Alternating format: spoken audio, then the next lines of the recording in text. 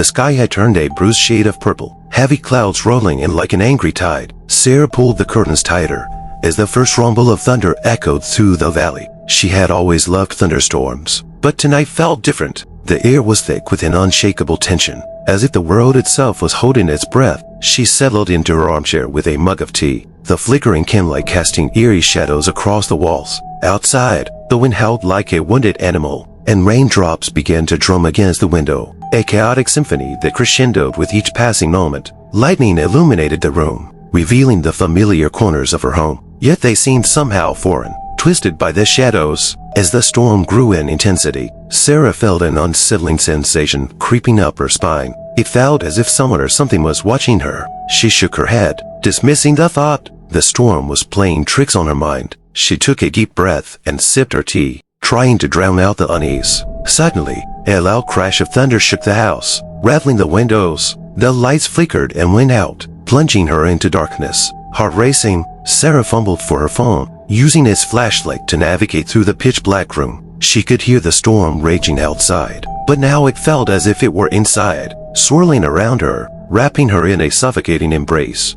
As she moved toward the kitchen, the beam of light caught something in the corner of her eye. A figure, standing just beyond the edge of the light. She frowned, her breath hitching in her throat. The figure was indistinct, shrouded in shadow, but she could feel its gaze boring into her. Panic surged through her, and she turned to run. But the moment she did, the figure seemed to whisper her name. Sarah. The voice was soft, almost melodic, yet it resonated with an ancient malice. The sound sent chills down her spine, and she stumbled back, her heart pounding in her ears. She swung the flashlight around, but the figure was gone, as if it had melted into the darkness. The storm howled louder now, shaking the very foundation of her home. She pressed herself against the kitchen counter, trying to steady her breath, but the whispering returned, echoing in her mind. Sarah, come play. She shook her head, refusing to acknowledge it, but the words twisted in her thoughts, wrapping around her like a vine. The storm raged on, each rumble of thunder feeling like a taunt, each flash of lightning illuminating an empty room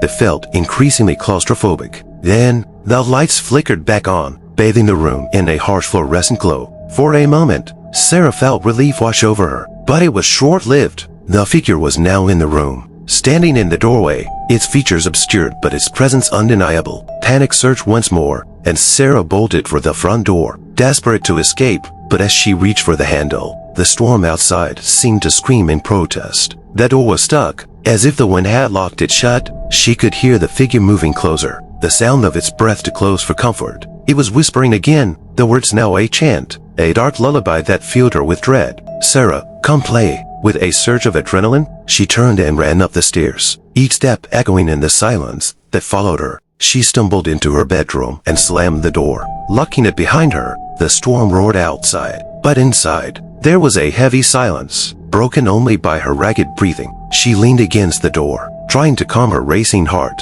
but then she heard its soft, rhythmic knocking on the door. Sarah, let me in. Terror gripped her as she pressed her back against the door, willing it to hold. Go away, she screamed, but the knocking continued, insistent and unyielding. It felt as if the very walls were breathing, alive with the storm's fury. Then, the knocking stopped, silence enveloped her, and she dared to breathe. But it was short-lived. The lights flickered again, and in the brief moments of darkness, she felt a cold breath on her neck.